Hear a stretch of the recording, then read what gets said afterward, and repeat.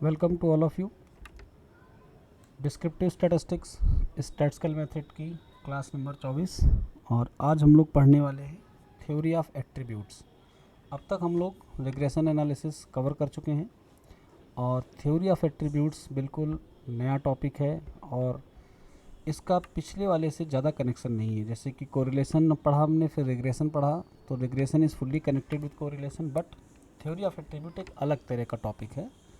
तो चलिए समझते हैं थ्योरी ऑफ एट्रीब्यूट्स है क्या। जब हम थ्योरी ऑफ एट्रीब्यूट्स पढ़ने जा रहे हैं तो सबसे पहला काम हमारा है कि हम एट्रीब्यूट्स का मतलब समझें होता क्या है। तो एट्रीब्यूट का मतलब होता है क्वालिटी। कैसे हम आपको इसको समझाते हैं, ज़रा देखिए। एक ग्रुप है हमारे पास लोगों का और इस ग्रुप में दो तरीके के लोग हैं। एक वो जो हिंदी पेपर पढ़ते हैं, दूसरा वो जो इंग्लिश पेपर पढ़ते हैं। तो अगर हम इस ग्रुप को दो पार्ट्स में डिवाइड कर दें, हिंदी पे पढ़ने वाले और इंग्लिश पढ़ने वाले, तो हिंदी पढ़ने वाले का जो ग्रुप है वो एक तरह से इस क्वालिटी को अपने अंदर रखता है। इसको हम कहते हैं पजेस करना, यानी किसी क्वालिटी को पजेस करना मतलब वो क्वालिटी अपने अंदर रखना। जो लोग इंग्लिश पेपर पढ़ते हैं वो इस एट्रीब्यूट को पजेस करते हैं, यानी इंग्लिश को पढ़ना। तो इंग्लिश पढ़ना और हिंदी पढ़ना एक तरह से उनकी क्वालिटी हो गई। अब अगर ये वाले ग्रुप में डांसिंग कर लेते हैं और ये वाले ग्रुप के लोग सिंगिंग कर लेते हैं, तो dancing is a attribute, singing is also attribute.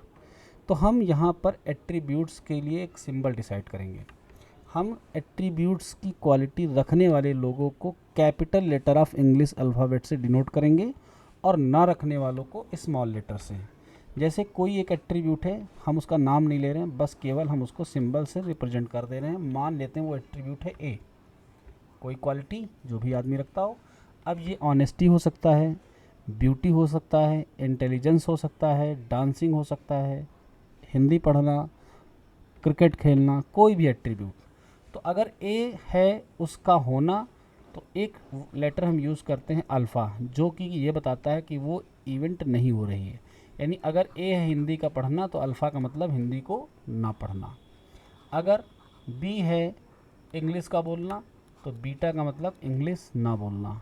अगर सी का मतलब है सुंदर होना, तो गामा का मतलब है सुंदर ना होना। यानी हमने दो तरीके के लेटर देखे, एक वो जो उस कैरेक्टरिस्टिक्स को क्या कर रहे हैं, सपोर्ट कर रहे हैं, यानी पजेस कर रहे हैं, और दूसरे वो लेटर जो इसको पजेस नहीं कर रहे हैं, नॉट पजेस। समझ गए ए बी सी और अल्फ़ा बीटा गामा का मतलब। तो थ्योरी ऑफ एट्रीब्यूट में एट्रीब्यूट का मतलब है क्वालिटी। क्वालिटी को हम नाम देंगे कुछ भी, लेकिन रिप्रेजेंट करेंगे capital letter of English alphabet से। और एक ऐसी क्वालिटी जो उसका विरोध करेगी, उसको हम कॉन्ट्रेरी कहते हैं। यानी अगर A B C is the qualities of possessing any, then alpha beta gamma is the contrary probability. Contrary का मतलब जो उसके अगेंस्ट हों। चलिए अब हम थोड़ी सी लैंग्वेज पढ़ते हैं, फिर इसकी चीज़ों को धीरे धीरे हम पढ़ते हुए आगे बढ़ेंगे। Literal meaning of N attribute is a quality, यानी एट्रीब्यूट का मतलब क्वालिटी या characteristics. Theory of attribute deals with qualitative characteristics, यानी हम एट्रीब्यूट की थ्योरी कहाँ लगाते हैं, जहाँ पर करेक्टरिस्टिक्स क्वालिटेटिव हो जाते हैं। क्वालिटेटिव करेक्टरिस्टिक्स और क्वांटिटेटिव करेक्टरिस्टिक्स में क्या अंतर है। हम क्वांटिटेटिव को मेजर कर सकते हैं, जैसे कि किसी स्टैट्स में या मैथ के पेपर में आए हुए नंबर, ये सब हमारा क्वांटिटेटिव करेक्टरिस्टिक्स है। लेकिन हम कितने ईमानदार हैं, कितने सुंदर हैं, या हम कितना अच्छा क्रिकेट खेलते हैं, ये हमारी सब क्वालिटेटिव करेक्टरिस्टिक्स हैं, इनको हम मेज़र नहीं कर सकते। Which are not amenable to quantitative measurements, यानी हम इनको क्वांटिटेटिवली मेज़र नहीं कर सकते हैं। And hence need slightly different statistical treatment, और इसलिए ज़रूरत होती है थोड़े से अलग तरह के स्टैटिस्टिकल ट्रीटमेंट की, क्योंकि हम इसका मीन नहीं निकाल सकते, वेरिएंस नहीं निकाल सकते, तो फिर हम कुछ डिफरेंट स्टैटिस्टिकल टूल लगाएंगे। यही स्टैटिस्टिकल टूल जब हम पढ़ेंगे तो पूरी बनती है theory of attributes from that of the variable, यानी वेरिएबल से अलग तरह के स्टैटिस्टिकल ट्रीटमेंट हम एट्रीब्यूट के साथ करेंगे। जैसे कि ड्रिंकिंग, स्मोकिंग, अब ये सब निगेटिव एट्रीब्यूट हैं। पॉजिटिव निगेटिव का मतलब जिनको हम अच्छा माने वो हमारे लिए पॉजिटिव एट्रीब्यूट हैं, खूबियाँ। जिनको हम बुरा माने वो निगेटिव एट्रीब्यूट यानी कि कमियाँ। Health, beauty, honesty etcetera. In the theory of attributes, we classify the objects accordingly to the presence and the absence और possession और dispossession। यानी theory of attribute में हम लोगों को क्लासीफाई यानी विभाजित करते हैं किसके आधार पर, उस एट्रीब्यूट की प्रेजेंस या एब्सेंस के आधार पर। जैसे क्या आप ईमानदार हैं तो यस आया तो उस एट्रीब्यूट की हो गई प्रेजेंस, नो आया तो हो गई एब्सेंस। या फिर हम इसी को क्या कहते हैं, पोजेशन और डिसपोजेशन। पोजेशन का मतलब उस खूबी को अपने अंदर धारण करना या रखना, डिसपोजेशन का मतलब ना रखना। In the study of attribute we are not concerned with magnitude. हम कभी भी थ्योरी ऑफ एट्रीब्यूट में मैग्नीट्यूड की बात नहीं करते हैं। यानी हम ये नहीं कहेंगे कितने ईमानदार हो, कितने सुंदर हो, कितना डांस आता है, बस आता है या नहीं आता है। यानी हम केवल यस और नो में डील करते हैं। Not concern with the magnitude of the characteristics but with the presence और एब्सेंस। यानी आपके पास है, डांस कर लेते हो, या तो हाँ को या तो नो, ये नहीं, अच्छा नहीं कर पाते हैं तो इसका मतलब नहीं कर पाते हो, सीधे सीधे ये, यानी नो बोल दो। Absence of the same in the object under consideration. यानी जिसे भी हम लेकर चलेंगे उसमें या तो वो चीज़ होगी या फिर नहीं होगी। मिडिल स्टेट नहीं है कि हम थोड़ा कर लेते हैं, थोड़ा कम कर लेते हैं। Association of attributes. एसोसिएशन की मीनिंग क्या होती है, जुड़ाव, यानी कितना एट्रीब्यूट्स आपस में जुड़े हुए हैं। यहाँ पर हम इसको इस तरीके से समझ सकते हैं कि मान लो आपके पास मैथमेटिक्स की अच्छी क्वालिटी है, यानी आप अच्छा मैथमेटिक्स पढ़ते हैं, तो क्या उसकी वजह से आपकी स्टैट्स अच्छी होगी? अगर ऐसा है तो हम इसको कहते हैं एसोसिएटेड एट्रीब्यूट्स, और अगर ऐसा नहीं है तो हम इसको कहते हैं नॉन एसोसिएटेड या डिसएसोसिएटेड। जैसे कि हम रैंडम वेरिएबल में क्या पढ़ते थे, कोरिलेशन, वैसे ही हम एट्रीब्यूट में क्या पढ़ेंगे, एसोसिएशन। तो association is something like that correlation which is used in the theory of attribute. Clear? If there exist a relation between two और मोर एट्रीब्यूट्स, अगर दो या दो से अधिक एट्रीब्यूट में कोई संबंध है, these are set to be associated, तो हम कहेंगे ये आपस में जुड़े हुए हैं। दिस एसोसिएशन में भी पॉजिटिव, नेगेटिव और ज़ीरो। पॉजिटिव का मतलब एक बढ़ता है तो दूसरा भी बढ़ रहा है, एक बढ़ता है तो दूसरा घट रहा है, एक बढ़े और दूसरे पे कोई फ़र्क ही ना पड़े। तो तीन तरह के एसोसिएशन होंगे, पॉजिटिव, नेगेटिव या फिर ज़ीरो। अब डांसिंग और एक्टिंग में अगर किसी की एक्टिंग अच्छी है या डांसिंग अच्छी है तो दूसरे पर भी पॉजिटिव इफेक्ट पड़ता है, यानी दूसरा भी बढ़ता है। तभी आप सब लोग देखते हैं कि जितने एक्टर्स होते हैं वो लगभग क्या होते हैं, डांसर भी होते हैं और एक्टिंग भी कर लेते हैं। अगर हम बात करें क्रिकेट और फुटबॉल की, तो अगर कोई बढ़िया से क्रिकेट खेल रहा है तो वो ज़्यादातर केसेस में फुटबॉल भी अच्छा खेल लेगा, क्योंकि क्रिकेटर्स को वार्म अप करने के लिए फ़ुटबॉल ही खिलाया जाता है। तो एक तरीके से किसी एक का बढ़ना दूसरे को भी बढ़ा सकता है। नेगेटिव एट्रीब्यूट में क्या है, मान लो कोई एक व्यक्ति ब्यूटीफुल है, हैंडसम है, या कोई एक लड़की ब्यूटीफुल है और हम इसका एसोसिएशन निकालने चाह रहे हैं उसके आईक्यू लेवल से, यानी उसकी इंटेलिजेंस से। तो यहाँ पर रिलेशनशिप ज़रूरी नहीं कि पॉजिटिव हो, यानी जो जितना दिखने में अच्छा होगा वो उतना ही समझदार होगा, ऐसा बिल्कुल भी ज़रूरी नहीं है। तो एसोसिएशन ऑफ एट्रीब्यूट्स में कई तरीके के आएंगे, पॉजिटिव, नेगेटिव या फिर zero. Difference between association and correlation. The exact relationship between two facts is studied with the help of correlation. यानी जब हम किसी रैंडम वेरिएबल के बीच में एग्जैक्ट रिलेशनशिप को कैलकुलेट करते हैं उसको हम कोरिलेशन कहते हैं। जैसे 0.5 है, 0.8 है। वेयर एज द एब्सेंस और presence of such a relationship is studied with the help of association.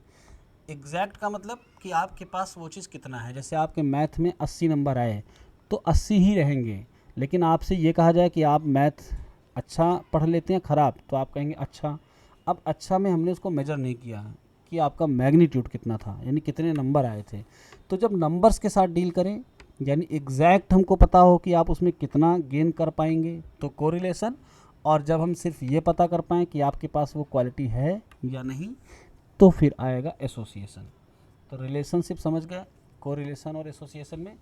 Correlation उन्हीं कैरेक्टरिस्टिक्स की एग्जैक्ट वैल्यू के साथ डील करता है, जबकि एसोसिएशन उनकी प्रेजेंस के साथ डील करता है या फिर एब्सेंस के साथ। क्लासिफिकेशन एट्रीब्यूट का करते हैं। The data are classified into two ways according to attributes, यानी हम अपने डेटा को दो तरीके से बांट सकते हैं एट्रीब्यूट के आधार पर। एक क्लासिफिकेशन को हम कहते हैं डिक्टोमस,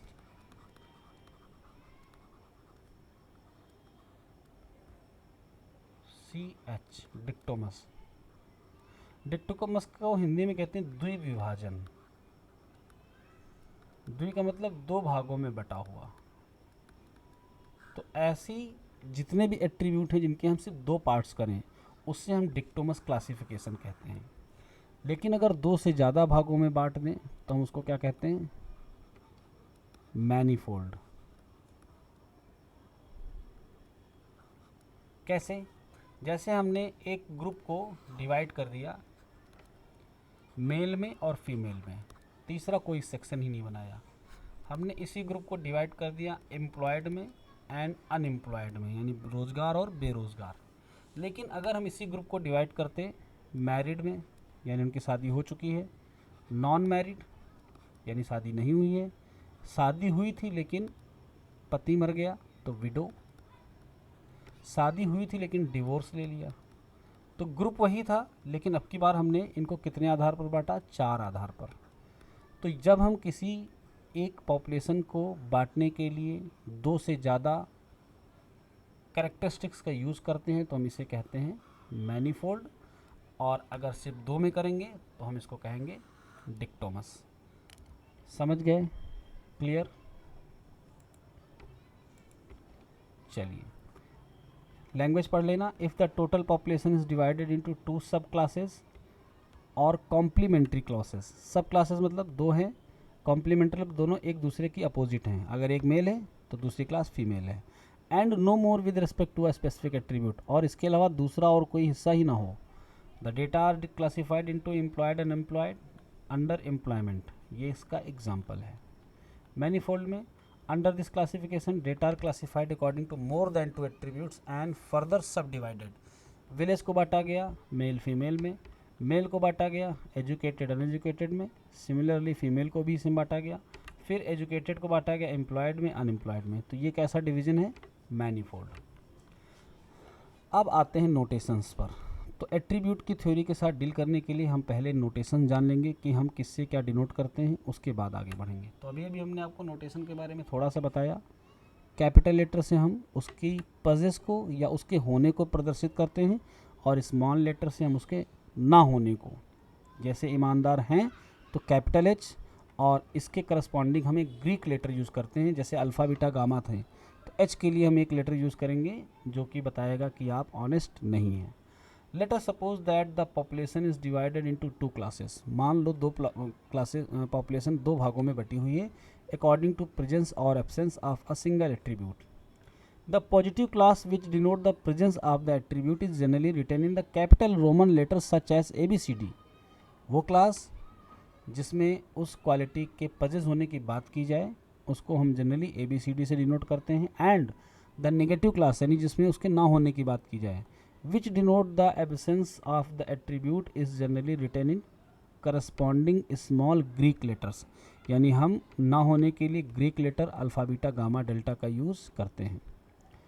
if A represents attribute sickness, यानी अगर ए का मतलब है कि बीमार तो बी रिप्रेजेंट करेगा, और अगर बी रिप्रेजेंट कर रहा है ब्लाइंडनेस को तो ए का अपोजिट अल्फ़ा क्या रिप्रेजेंट करेगा? नॉन सिकनेस, और बी का अपोजिट बीटा क्या रिप्रेजेंट करेगा? Not blind. ब्लाइंडनेस का मतलब अंधा और नॉट ब्लाइंड का मतलब जो देख सके।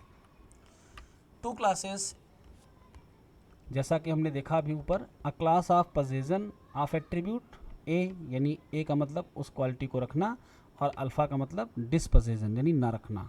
Are set to be complementary classes, इनको हम क्या कहते हैं? Complementary classes. कॉम्प्लीमेंट्री को हिंदी में क्या कहते हैं तुम लोग सोचो, और अगर आ जाए आंसर तो बताओ। And alpha use in the sense of not a. Alpha का मतलब होता है जहाँ पर ए नहीं होगा तो ए का अपोजिट कौन हो जाएगा? अल्फ़ा हो जाएगा। हाँ भाई बताओ कॉम्प्लीमेंट्री को हिंदी में क्या कहते हैं? हिंदी मीडियम वाले बताएं, जो लोग हिंदी मीडियम से पढ़ के आए हैं। कॉम्प्लीमेंट्री एंगल भी तो पढ़े थे आपने।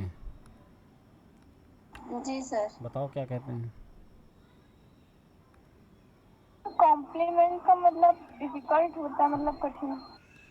वो नहीं है बेटा, ये कॉम्प्लीमेंट, ये कॉम्प्लीमेंट को हिंदी में हम पूरक कहते हैं, यानी जिसके मिलाने से वो पूरा हो जाए।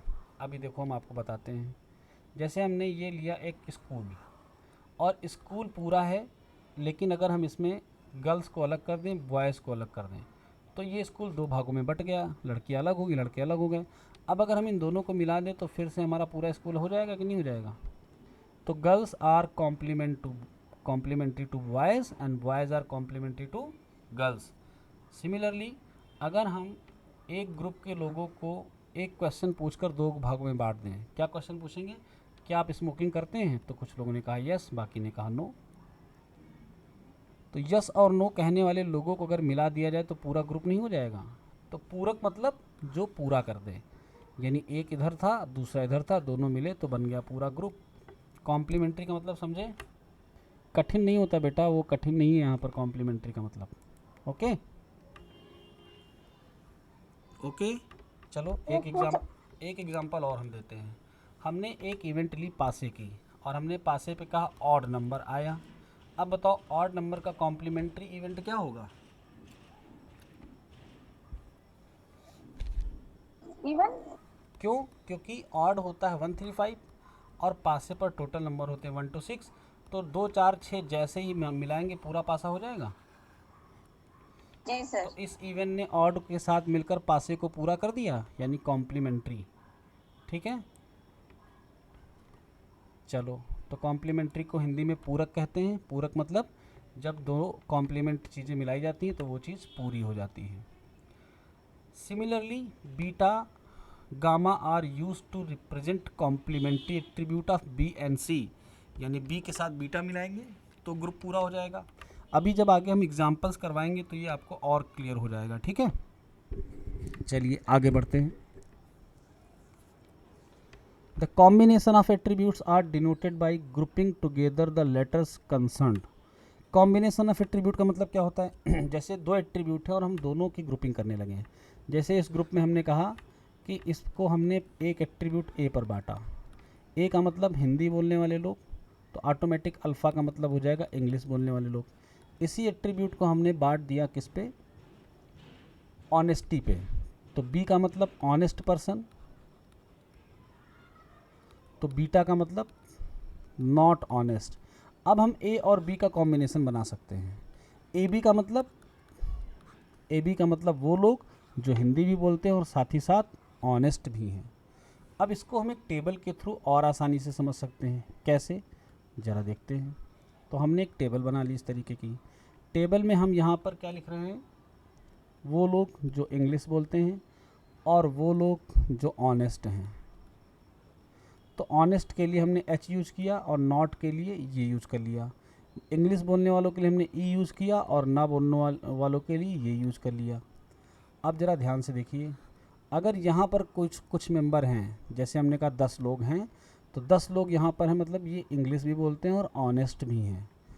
यहाँ पर अगर 5 लोग हैं तो इसका मतलब ये 5 लोग में से नॉट ऑनेस्ट, नॉट इंग्लिश बोलने वाले हैं लेकिन ऑनेस्ट हैं।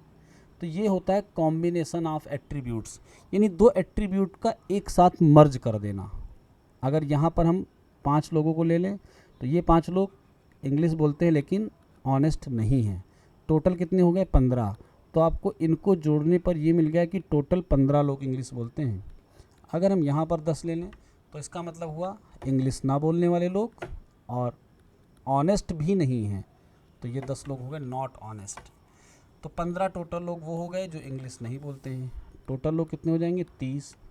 इधर भी क्या आ जाएगा, ये 15 आएगा जोड़ने पर, ये किसका है, इसका। यानी ऑनेस्ट पर्सन 15 हैं और नॉट ऑनेस्ट भी 15 हैं। बाकी जोड़ोगे तो 30 आ जाएगा। अब हम इसको सिंबल पे आपको करके दिखाते हैं। ठीक है, देखिए सिंबल में कैसे आएगा। मान लो हमारे पास 50 लोगों का एक ग्रुप है और हमने इसको दो एट्रीब्यूट पे डिवाइड किया, ए पर और बी पर। तो ए का कॉम्प्लीमेंट्री अल्फ़ा हो गया और बी का कॉम्प्लीमेंट्री बीटा हो गया।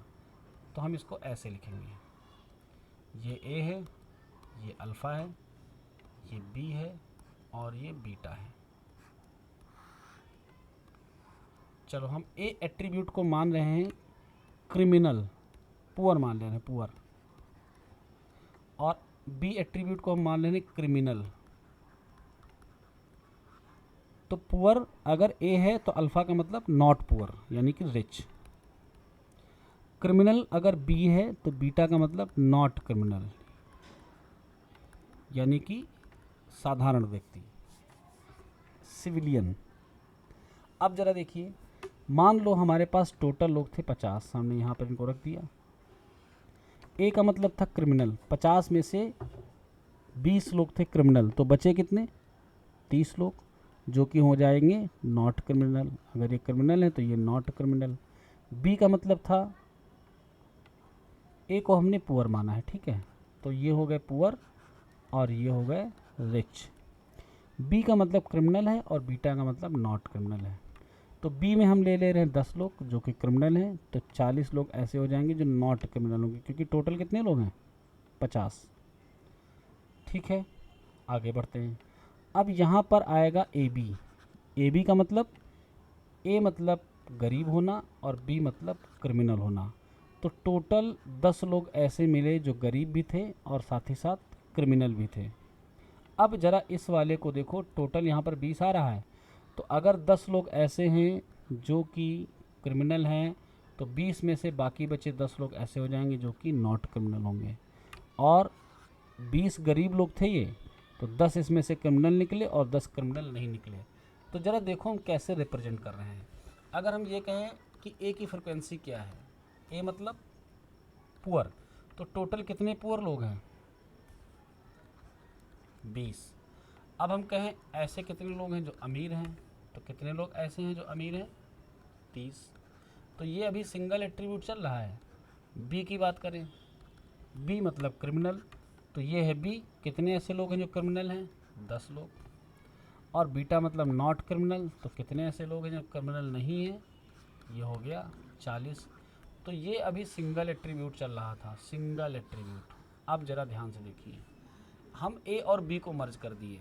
ए और बी का मतलब ऐसे कितने लोग हैं जो कि क्रिमिनल हैं और गरीब भी हैं, तो रिजल्ट आया 10। ये बन गया ए बी। ए के साथ बी को बना सकते हैं और हम ए के साथ बीटा को भी तो बना सकते हैं। तो ए मतलब पुअर और बीटा मतलब नॉट क्रिमिनल। तो 10 लोग ऐसे मिले जो कि गरीब थे लेकिन क्रिमिनल नहीं थे। अब और अगला क्या बनेगा? अल्फ़ा बी बनेगा। अल्फ़ा का मतलब क्या है? अगर ए है पुअर तो अल्फ़ा है रिच, यानी अल्फ़ा हो गया रिच। और बी का मतलब क्या है? क्रिमिनल। तो कैसे इतने अमीर लोग थे जो क्रिमिनल भी हैं? तो ज़रा निकालते हैं अल्फ़ा और बी यहाँ पर। तो यहाँ पर हम कितना रख सकते हैं? 0। क्यों? क्योंकि 10 लोग इधर हो गए और टोटल यहाँ 10 ही तो हैं, तो ये 0 हो गया। तो ऐसा कोई भी नहीं मिला जो अमीर भी हो और साथ में अपराधी भी हो। यहाँ पर आते हैं, यहाँ पर कितनी वैल्यूज़ हम पुट करेंगे? 30, क्योंकि 10 और 30 मिलकर 40 होना चाहिए, 0 और 30 मिलकर 30 होना चाहिए। तो इसको हम रिप्रेजेंट किससे करेंगे? अल्फ़ा और बीटा से। अल्फ़ा का मतलब रिच, बीटा का मतलब नॉट क्रिमिनल। तो अल्फ़ा बीटा की वैल्यू कितनी आ गई? 30 आ गई।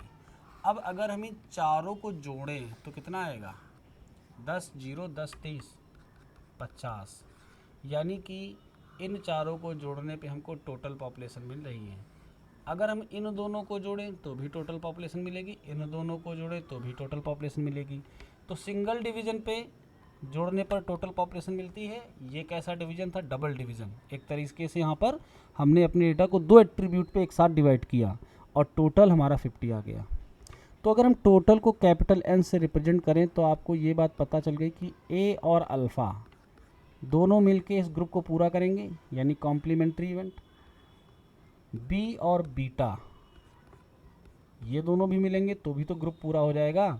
लेकिन अगर एट्रीब्यूट 2 हो जाएं तो ए बी और ए के साथ कौन आएगा? बीटा। अल्फ़ा के साथ कौन आएगा? बी। और अल्फ़ा के साथ आएगा बीटा। ये चारों मिलके क्या बना देंगे? Total population N. सभी को क्लियर? अब ज़रा ध्यान से देखो, ए और अल्फ़ा क्या इसमें आया है? बी और बीटा क्या इसमें आया है? हाँ या ना? क्यों नहीं आया? क्योंकि ये दोनों एक दूसरे के कॉम्प्लीमेंट थे। अगर कोई पुअर है तो क्या वो रिच भी हो सकता है? नहीं सर। तो इसीलिए नहीं आया है। कॉम्प्लीमेंट्री इवेंट का हम ग्रुप नहीं बना सकते हैं, क्योंकि अगर कोई पुअर में चला गया तो फिर वो रिच में नहीं जा पाएगा। अब अगर बी और बीटा को देखें तो अगर कोई क्रिमिनल है तो क्या वो नॉट क्रिमिनल भी हो सकता है? No sir. इसीलिए बी और बीटा भी नहीं आया है। तो कॉम्बिनेशन बनाते समय इस बात का ध्यान रखना है आप लोगों को कि हम दो ऐसे एट्रीब्यूट का कॉम्बिनेशन ना बनाएं जो एक दूसरे के कॉम्प्लीमेंट्री हों। ओके, चलिए। तो combination of attributes are denoted by grouping together the letters, यानी दो एट्रीब्यूट की कॉम्बिनेशन को दिखाने के लिए हम उन लेटर की ग्रुपिंग कर लेते हैं। जैसे कि अभी हमने किया, ए बी किया, अल्फ़ा बी किया, ए बीटा किया, अल्फ़ा बीटा किया। For example, A B is the combination of attribute A and B. Thus for attributes A मतलब सिकनेस, बी मतलब स्मोकिंग, तो ए बी का मतलब वो लोग जो स्मोकिंग भी करते थे और बीमार भी हैं। ओके, अब ए बीटा, अल्फ़ा बी और अल्फ़ा बीटा आप समझ जाएंगे। If a third attribute C be included to represent male. अब जरा ध्यान से देखो, अभी हमने आपको क्या बताया, दो एट्रीब्यूट का कॉम्बिनेशन बताया, अब तीन एट्रीब्यूट आ गए। एक एट्रीब्यूट था ए जिसको कहा जा रहा है सिक, दूसरा एट्रीब्यूट था बी जिसको कहा जा रहा है स्मोकिंग, और तीसरा एट्रीब्यूट आ गया सी जिसको कहा जा रहा है मेल। तो ऑटोमेटिक सी का जो अपोजिट होगा गामा, वो क्या बन जाएगा, फीमेल। बी का जो अपोजिट होगा वो बन जाएगा नॉट स्मोकिंग, और ए का अपोजिट जो अल्फ़ा हो जाएगा वो क्या बन जाएगा, नॉन सिक पर्सन।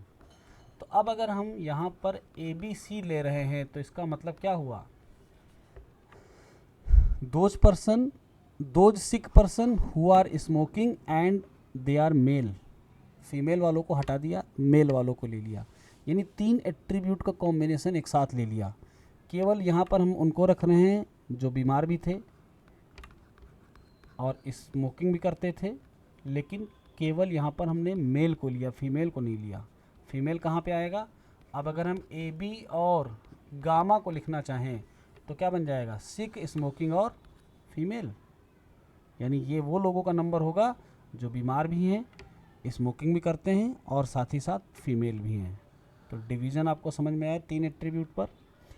अब तीन एट्रीब्यूट पर और कितने डिवीज़न हो सकते हैं, जैसे ए के साथ बीटा और सी, अल्फ़ा के साथ बी और सी।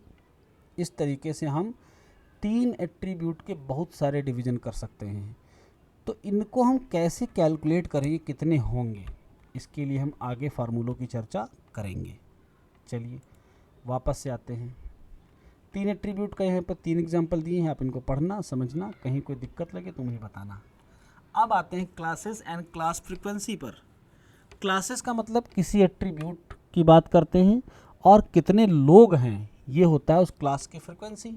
तो जब हम कैपिटल ए से किसी को दिखाते हैं तो वो होता है क्लास। जैसे कि ईमानदार लोगों की क्लास कैपिटल ए, तो अल्फ़ा लोगों की क्या हो जाएगी, नॉट ऑनेस्ट, यानी जो ईमानदार नहीं है।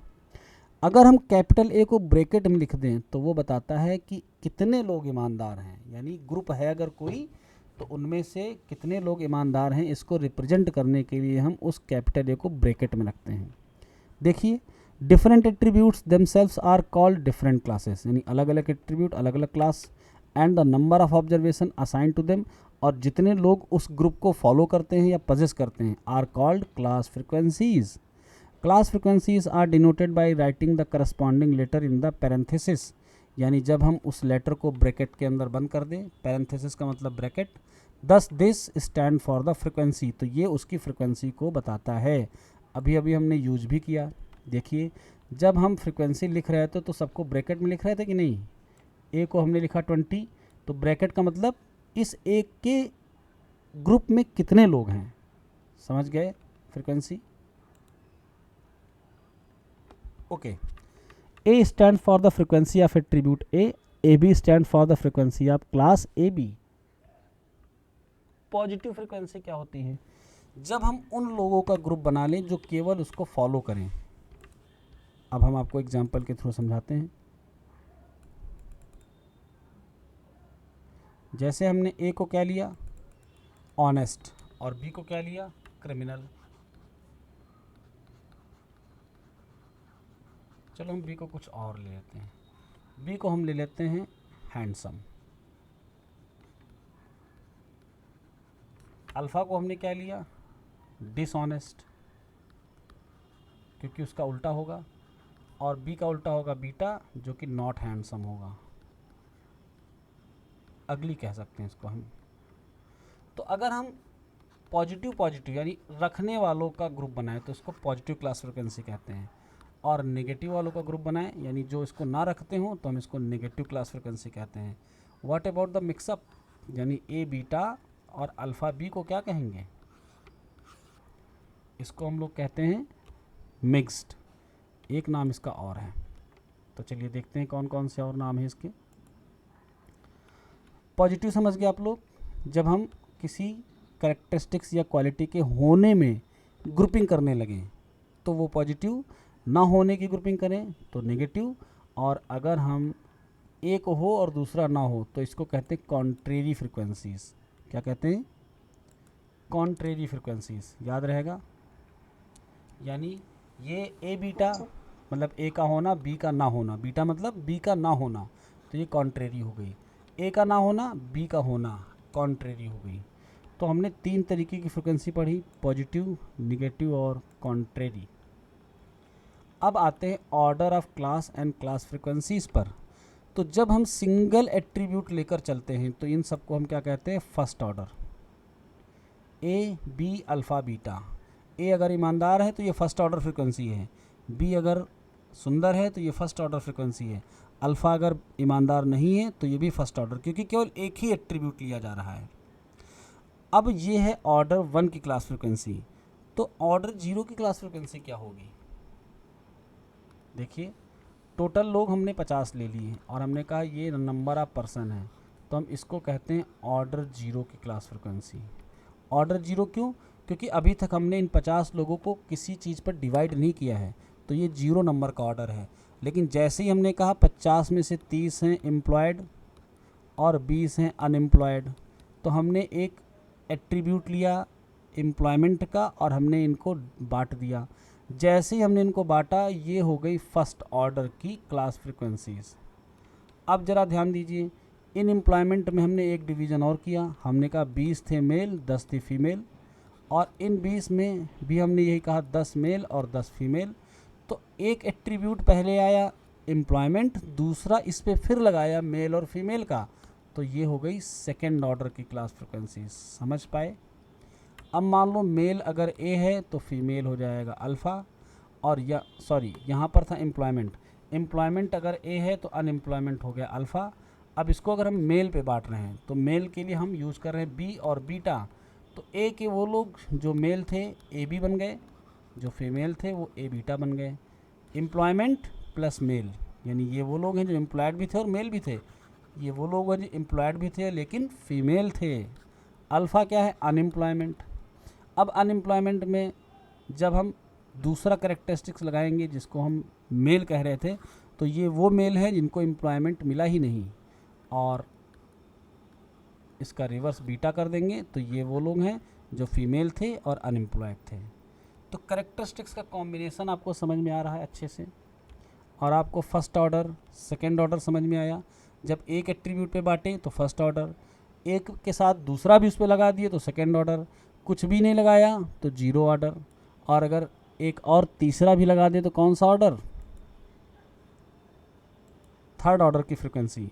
तो किसी भी फ्रिक्वेंसी का आपको ऑर्डर पहचानना है तो सिंपल है, कितने लेटर उसमें है ये देख लो, 1 लेटर तो फर्स्ट ऑर्डर, 2 तो सेकेंड, 3 तो थर्ड, ओके, और n है तो 0 ऑर्डर, ये देखो नोट में दिया हुआ है। अब हम आते हैं थ्योरम पर। लिखा हुआ है with n attributes there are in all 2 to the power n positive classes, यानी अगर हमारे पास n एट्रीब्यूट हो तो 2 की पावर n पॉजिटिव क्लासेस होंगी। पॉजिटिव क्लासेस का मतलब जो केवल और केवल उस एट्रीब्यूट को पजेस करें। तो ज़रा ध्यान से देखिए, पजेस करने वालों का हमने एक एट्रीब्यूट ए लिया और एक लिया बी, फार्मूला है 2 की पावर n, हमने कितने एट्रीब्यूट लिए, 2, तो ज़रा n की वैल्यू 2 पुट कर दो, रिजल्ट आया 4। तो कितनी हमारे पास पॉजिटिव फ्रिक्वेंसीज होंगी, 2 की पावर n। कैसे निकालेंगे, एक तो ए हो गई, दूसरी बी हो गई सिंगल सिंगल, और एक हो जाएगी ए बी, ये भी हमारी पॉजिटिव। एक और होती है जिसको हम पॉजिटिव कहते हैं, वो होती जीरो ऑर्डर की, यानी एन। जब हमने पूरा ग्रुप लिया तो उसको हम जब तक डिवीज़न नहीं करते हैं पॉजिटिव क्लास फ्रिक्वेंसी ही मानते हैं। पॉजिटिव क्लास मतलब पजेस करने वाले लोग। पहला डिवीज़न हुआ ए और बी में, तो ये बन गई ए को पजेस करने वाले, ये हो गए बी को पजेस करने वाले। ए बी का मतलब जो ए और बी को साथ साथ पजेस करें। तो 50 लोगों को लिया हमने। एक एट्रीब्यूट था ए, जिसको हम कह रहे हैं ऑनेस्टी, और 50 में से 30 निकले ऑनेस्ट, 20 निकले डिसऑनेस्ट। दूसरा एट्रीब्यूट हमने बी ले लिया, बी को हम कह रहे हैं हैंडसम, तो 50 में से 30 हैंडसम निकले और 20 निकले अगली। अब ए बी का मतलब जो ऑनेस्ट भी हों और हैंडसम भी हों, तो ऑनेस्ट और हैंडसम के लिए हम यूज़ कर रहे हैं 15, यानी 15 लोग ऐसे मिले जो ऑनेस्ट भी थे और हैंडसम भी थे। तो इन सब में केवल कैपिटल लेटर्स आया है, तो ये क्या हो गया, पॉजिटिव क्लास फ्रिक्वेंसीज।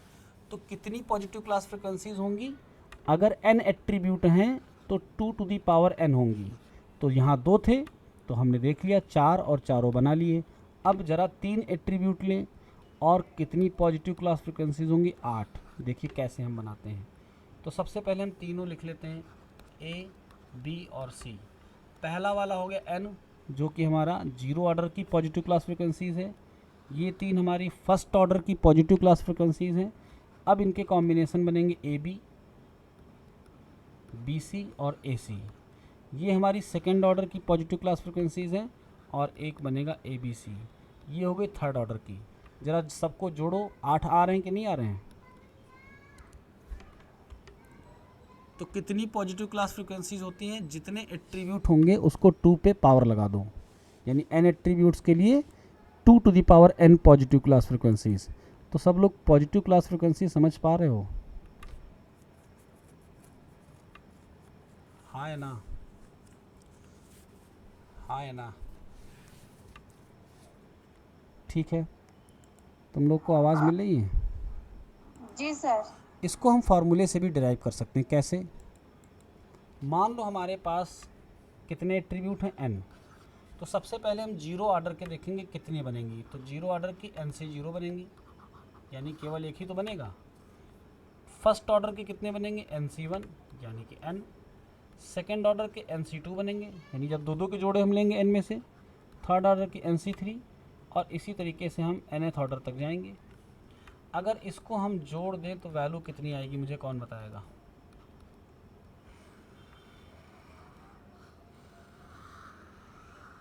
तुम लोगों ने इंटर में एक थ्योरम पढ़ी होगी, binomial, x yes sir, plus Y to the power n।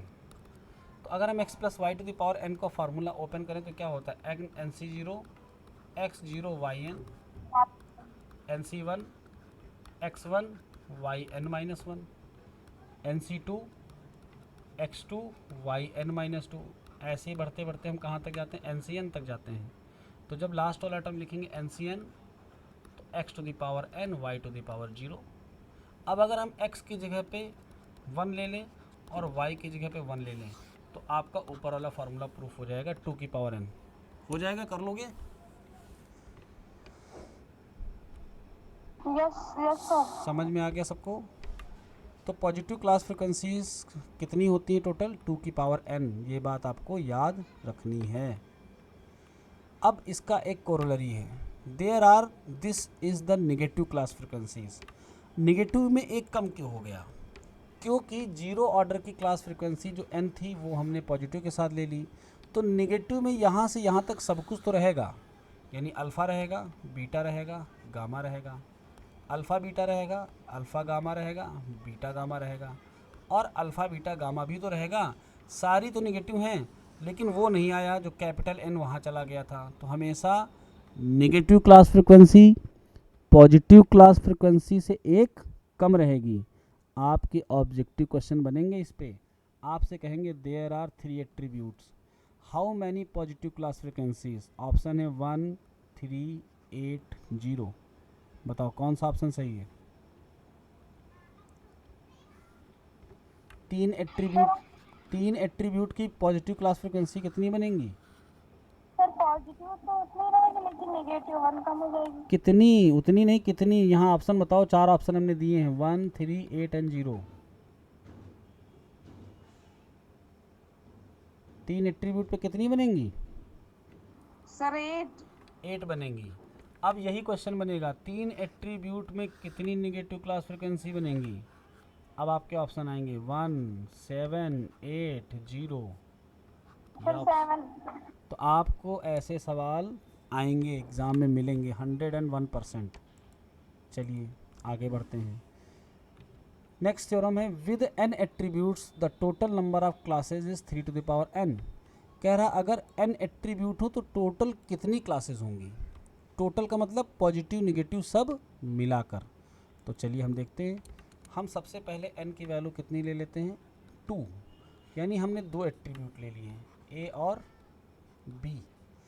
Total class कितनी बनेंगी? इसने बताया 3 टू द पावर n, जहाँ पर n is the number of attribute.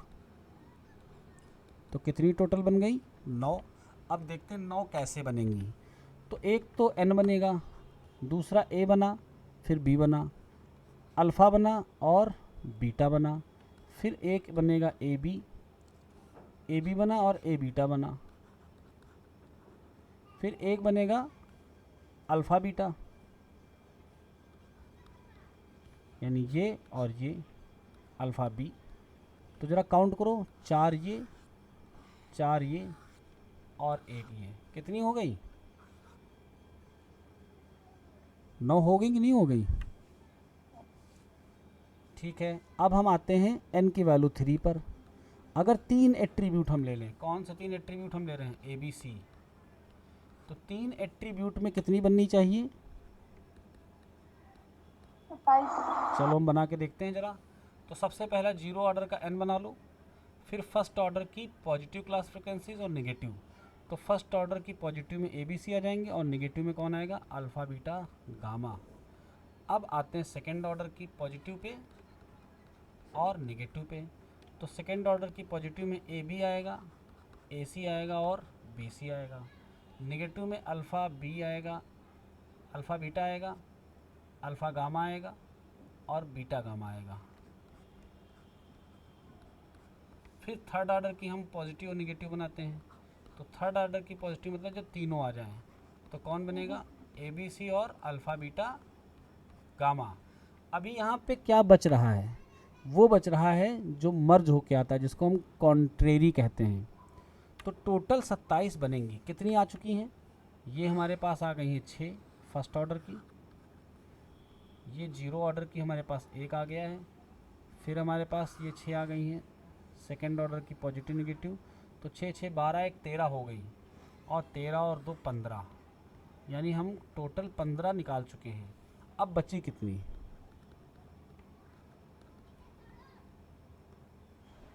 कितनी बच रही हैं? 12। तो जो 12 होंगी वो कंट्रेरी होंगी। चलिए कंट्रेरी बनाते हैं। तो सबसे पहले कंट्रेरी में हम क्या बनाएंगे? कंट्रेरी में ए के साथ अल्फ़ा नहीं आएगा, ए के साथ बीटा और गामा आएगा। तो ए बीटा और ए गामा, क्योंकि ए और अल्फ़ा एक दूसरे के कॉम्प्लीमेंट है, साथ आ ही नहीं सकते। अब बी को पकड़ो, बी के साथ कौन नहीं आएगा? बीटा नहीं आएगा। तो अल्फ़ा बी आएगा और गामा आएगा। बी के साथ अल्फ़ा आ गया और गामा आ गया। अब ज़रा सी को पकड़ो, सी के साथ गामा नहीं आएगा, कौन कौन आएगा? सी अल्फ़ा आएगा और सी बीटा आएगा। ठीक है, समझ पा रहे हो? कॉन्ट्रेरी में 6 हमने बना ली। अब आते हैं यहाँ पर ए बी को पकड़ो। ए बी के साथ ना अल्फ़ा आएगा ना बीटा आएगा। क्यों? क्योंकि यहाँ ए और बी आ चुके हैं, तो इनकी कॉम्प्लीमेंट कैसे आ पाएंगी? तो ए और बी के साथ कौन आएगा? सिर्फ और सिर्फ गामा ही तो आएगा। ओके। ए सी के साथ कौन आएगा? बीटा आएगा।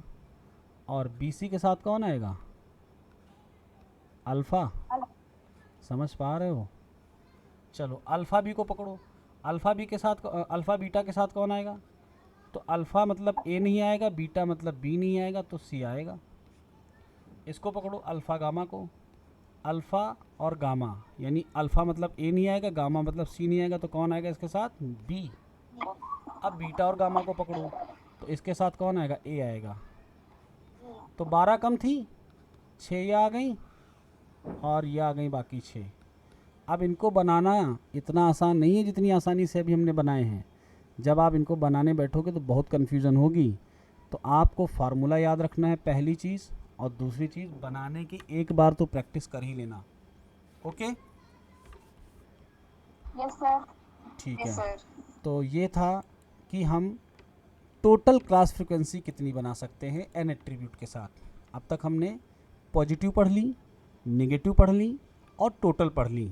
जब हम टोटल से पॉजिटिव नेगेटिव को घटाएंगे तो जो बचेंगी वो कॉन्ट्रेरी हो जाएंगी, जो कि अभी हमने 12 बताई थी इन वाले फार्मूलों में। ठीक है, इसके प्रूफ की आपको आवश्यकता नहीं है, सिर्फ रिजल्ट याद रखिए। लिखा है विद 3 attributes A B C 2 to the power 3 8, ये हैं पॉजिटिव क्लास फ्रिक्वेंसीज। हमने सारा कुछ इसमें किया हुआ है। ये हैं negative 7 class frequencies.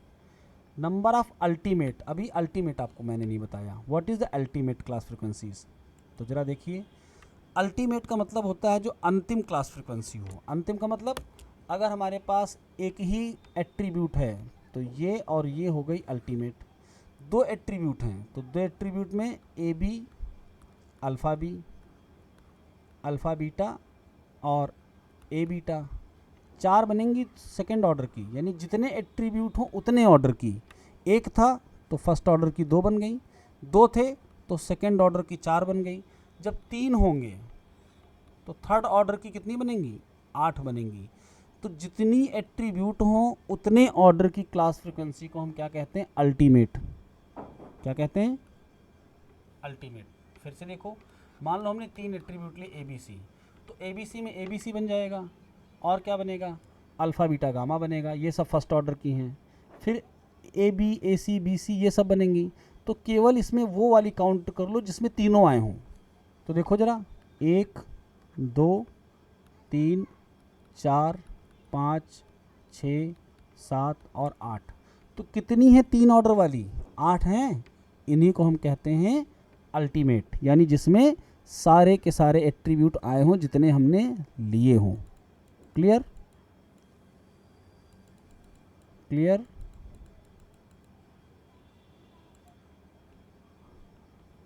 Yes sir.